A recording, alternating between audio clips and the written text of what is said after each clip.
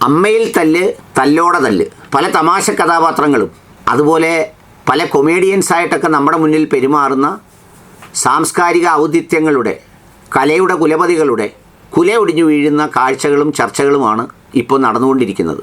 പുരുഷ മേധാവിത്വത്തിൽ നിന്ന് മോചിപ്പിച്ച് സ്ത്രീ മേധാവിത്വത്തിലേക്ക് അമ്മയെ ആഘോഷപൂർവ്വം ആനയിച്ചവർ ഇപ്പോൾ അടക്കം പറഞ്ഞു തുടങ്ങിയിരിക്കുന്നു. അടക്കവും ഒതുക്കവും നഷ്ടപ്പെട്ടു. ആരവങ്ങളെല്ലാം ഒതുങ്ങിയപ്പോൾ ചെറിയ ചെറിയ കൂട്ടങ്ങളായി തമ്മിലടിച്ചു തുടങ്ങി. ഇന്നലെ ടിനി ടോമിൻ്റെ ഒരു വാചകം കേട്ടു. എൻ്റെ വളർച്ച ഒരുപാട് പേരെ ഭയപ്പെടുത്തുന്നു.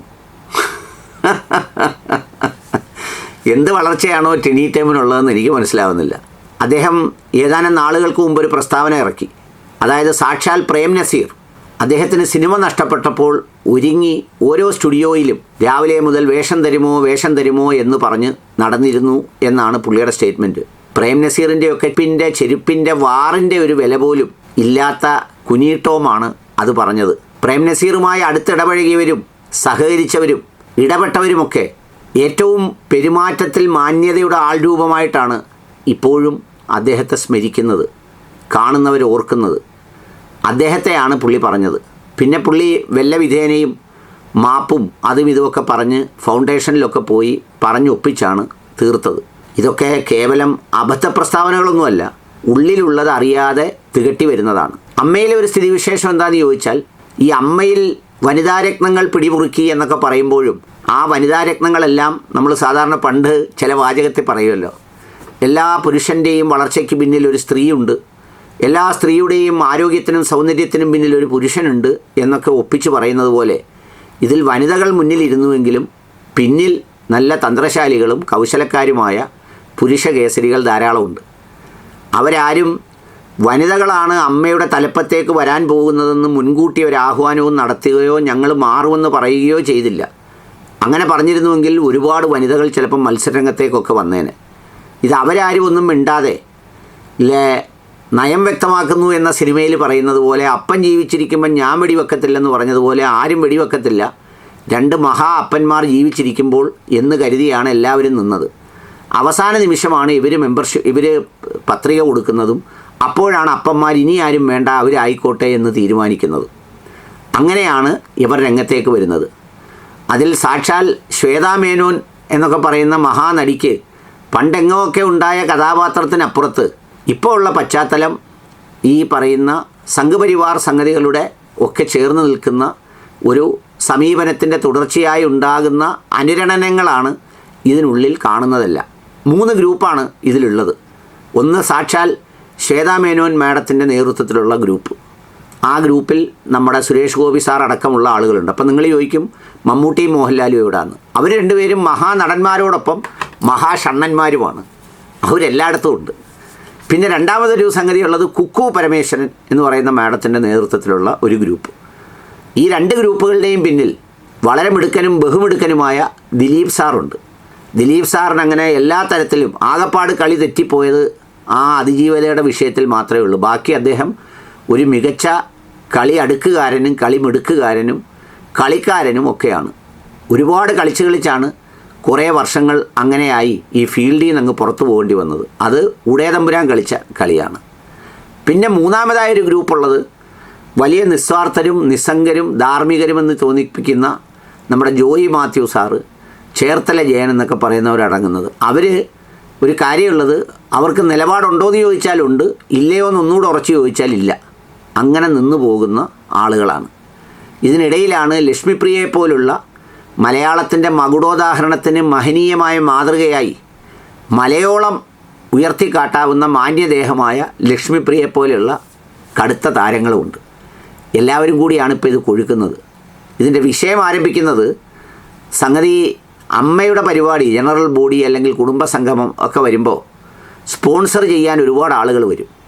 നമ്മുടെ മൈജി ഷാജിയും മഹാറാണിയും ഒക്കെ അടങ്ങുന്ന ആളുകളാണ് അധികവും ചേർത്തുള്ളവരാണ് വന്നുകൊണ്ടിരുന്നത്.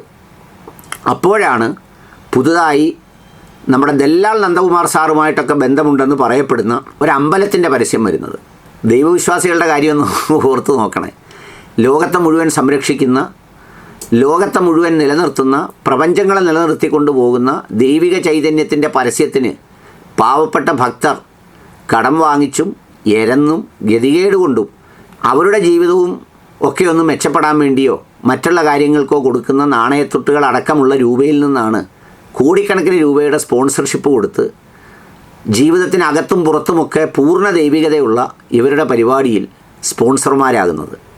കുടുംബസംഗമത്തിൽ സ്പോൺസറാകാൻ ഇത് വന്നപ്പോൾ അൻസിബയുടെ നേതൃത്വത്തിൽ ഒരു കൂട്ടം ആളുകൾ, അവർ ജിഹാദികളായതുകൊണ്ടൊന്നുമല്ല, അങ്ങനെ ഇതിനും ജിഹാദും ഇസ്ലാമിസ്റ്റുമായിട്ടൊന്നും ഒരു ബന്ധവുമില്ല. ഷാപ്പ് ലേലം ചെയ്യുമ്പം ഒരു ഷാപ്പുകാരൻ മുസ്ലിം മതത്തിൽപ്പെട്ട ആളുണ്ടെന്ന് എനിക്കറിയാം ഒരിടത്ത്. ഇപ്പോഴും അദ്ദേഹത്തിന് അതുണ്ടോയെന്ന് എനിക്ക് അറിഞ്ഞുകൂടാ. അദ്ദേഹത്തിന് ഒരുപാട് ബാറുണ്ട്. അതുകൊണ്ട് അദ്ദേഹം ലേലം വിളിക്കുന്നത് ഇസ്ലാമിൻ്റെ ലേലം വിളിയായിട്ട് കാണേണ്ട കാര്യമില്ലല്ലോ. ഏതായാലും അവരിതിൽ ഇടപെട്ടുകൊണ്ട് പറഞ്ഞത്രേ, ഈ പറയുന്ന കാര്യത്തിലൊന്നും അമ്പലത്തിനെ പോലെയുള്ള സംഗതികളുടെ സ്പോൺസർഷിപ്പ് എടുക്കരുത്. കാരണം ഈ സ്പോൺസർഷിപ്പ് എടുക്കുന്ന സ്ഥാപനങ്ങളെ അവരുടെ പടങ്ങളൊക്കെ സ്ക്രീനിൽ കാണിക്കും. എന്നിട്ട് അവരുടെ സ്ഥാപനത്തിൽ ചെന്ന് ഞങ്ങൾ മൈജി ഇഷ്ടപ്പെടാൻ കാര്യം 3G ആയതുകൊണ്ടാണെന്നൊക്കെ പറഞ്ഞ് പരസ്യവാചകമൊക്കെ പറയും. അപ്പോൾ അതിനെല്ലാം കൂടെ ചേർത്താണ് ഈ കാശ് കൊടുക്കുന്നത്. അപ്പോൾ അമ്പലമാകുമ്പോൾ എന്ത് ചെയ്യും? ആർക്കെങ്കിലും അമ്പലത്തിൽ ചെന്ന് ഞങ്ങൾക്കെല്ലാവർക്കും ശിവന് വിശ്വാസമാണ് എന്ന് പറയാൻ പറ്റാത്ത പ്രശ്നം വരും. എന്ന് മാത്രമല്ല, അങ്ങനെ ദേവാലയങ്ങൾ എടുക്കുമ്പോൾ ഓരോ മതത്തിൻ്റെയും ചിലപ്പം വരും. ഇസ്ലാം മതത്തിൻ്റെ ആളുകൾ വന്നെന്നിരിക്കും. കാരണം ഈ ഉറൂസും നേർച്ചയും ഒക്കെ എങ്ങനെ ഹിറ്റാക്കാമെന്നോർത്ത് പ്രവർത്തിക്കുന്ന ഒരുപാട് ആളുകളുണ്ട്. ഇസ്ലാമൊന്നും ഇവിടെ പ്രശ്നമല്ല. ഇസ്ലാമൊന്നും പ്രശ്നമാണെങ്കിൽ അതൊന്നും നടക്കത്തില്ലല്ലോ. അപ്പോൾ അതിന് ചിലപ്പോൾ അവർ വന്നാൽ എന്ത് ചെയ്യും? അപ്പോൾ അതുകൊണ്ട് ഒരു മതങ്ങളുടെയും എടുക്കരുത് എന്ന് അൻസിബയുടെ നേതൃത്വത്തിലുള്ള തിരുത്തൽവാദി സംഘം ആവശ്യപ്പെട്ടു. ആ സംഘം ആവശ്യപ്പെട്ടപ്പോൾ മറുവശത്തുള്ള അല്ലാത്ത വാദി സംഘം ഇതിനൊന്നും തയ്യാറായില്ല. എന്ന് മാത്രമല്ല, ഈ അമ്മ എന്ന് പറയുന്ന ഒരു ബാനറിനകത്ത് തന്നെ സാമ്പത്തിക താല്പര്യങ്ങളുടെ ചെറിയ ചെറിയ ക്ലിക്കുകളുണ്ട്. കൊച്ചു കൊച്ചു കമ്പനികളുണ്ടാക്കി സർക്കാരിൽ നിന്നും അല്ലാത്തവരിൽ നിന്നുമൊക്കെ കാശ് വാങ്ങി. നമ്മുടെ ഒരു പ്രശ്നം എന്താ? ഇപ്പോൾ ആരെങ്കിലും ഒരുത്തൻ സാധാരണക്കാരൻ എവിടെങ്കിലും നിന്ന് പറഞ്ഞാൽ ആരും കേൾക്കാനില്ലല്ലോ. സിനിമാ നടന്മാർ പറയുമ്പോഴാണല്ലോ നമുക്ക് ഒരു ആവേശം വരുന്നത്. അവർ പോകുന്ന അമ്പലത്തിനൊരു പ്രാധാന്യം, അവർ പോകുന്ന പള്ളിക്കൊരു പ്രാധാന്യം, ഇതിനൊക്കെ ഒരു പ്രാധാന്യം ഉണ്ടല്ലോ. അപ്പോൾ ആ പ്രാധാന്യം എല്ലാം കൂടെ മുതലെടുത്ത് അതിനെ കൊണ്ടുകയറി അടിക്കാൻ വേണ്ടി ഒക്കെയുള്ള പല കാര്യങ്ങളും ചെയ്യുന്നുണ്ട്. അപ്പോൾ എന്ന് മാത്രമല്ല, ഇവരൊക്കെ എന്തെങ്കിലും സാമ്പത്തികം കിട്ടാതെ ഒന്നും ചെയ്യാത്തവരാണ്. അപ്പോൾ ഇതിനകത്ത് നിന്നുകൊണ്ട് ഇവരുടെ ഒരു പ്രാധാന്യം, ഇവരുടെ പ്രോഗ്രാമുകൾ, അതിനകത്തുണ്ടാകുന്ന തർക്കങ്ങളൊക്കെയാണ് ഇതിൽ വരുന്നത്. അപ്പോൾ ഈ അൻസിബ ഇങ്ങനെ നിലപാടെടുത്തപ്പോൾ ഇപ്പോഴത്തെ കാലത്ത് ഏതൊരു സവിശേഷമായ പേരുകാരും എന്തെങ്കിലും വിരുദ്ധരായാൽ വളരെ പെട്ടെന്ന് ചെയ്യാൻ ഒക്കുന്നത് ഇവർ ജിഹാദിയാണെന്നോ അല്ലെങ്കിൽ മറ്റുള്ളവരാണെന്നോ ഒക്കെ അങ്ങ് പറഞ്ഞു പരത്തലാണ്.